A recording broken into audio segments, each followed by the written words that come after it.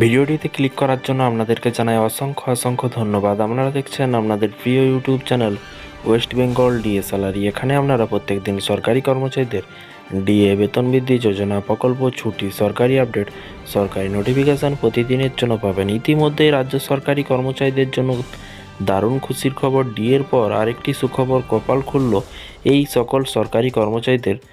তো কোন সকল সরকারি কর্মচারীদের কথা বলা হয়েছে সমস্ত কিছু বিষয় নিয়ে আলোচনা করব। ভিডিওটি সম্পূর্ণ দেখবেন। চ্যানেলে যারা এই ভিডিওটি প্রথম দেখছেন অবশ্যই চ্যানেলটিকে সাবস্ক্রাইব করে পাশে থাকা বেল আইকনটিতে প্রেস করে রাখতে ভুলবেন না।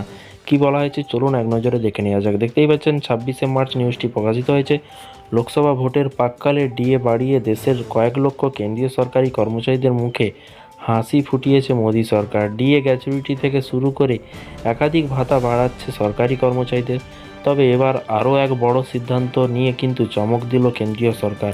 কী চমক দেখুন, এখানে বলা হয়েছে বিশেষ করে আপনিও যদি এলআইসিতে চাকরি করে থাকেন তাহলে কিন্তু এই খবর আপনিও এক কথায় খুশিতে লাফিয়ে উঠবেন বইকি।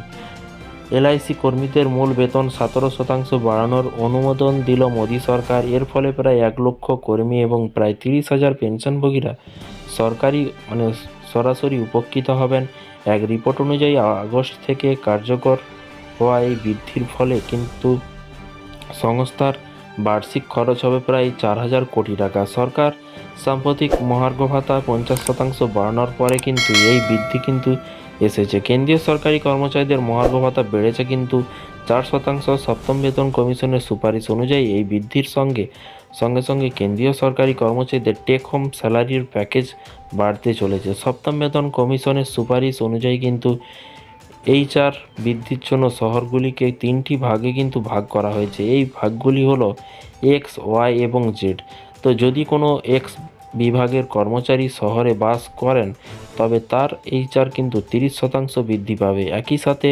একইভাবে ওয়াই ক্যাটাগরির জন্য এইচআরের হার কিন্তু 20% এবং জেড ক্যাটাগরির জন্য 10%। তো ফ্রেন্ডস, বিষয়টি বুঝতে পারলেন। এলআইসি কর্মচারীদের জন্য কিন্তু বেতন বৃদ্ধি করা হলো এবং ভাতাও বৃদ্ধি করা হলো। কেন্দ্রীয় সরকার, নরেন্দ্র মোদী সরকার ঘোষণা করেছে 17% বেতন কিন্তু বৃদ্ধি করা হলো এবং সাথে সাথে ডিএও এবং ভাতা যেসব পাচ্ছেন সেগুলোও কিন্তু বৃদ্ধি হচ্ছে।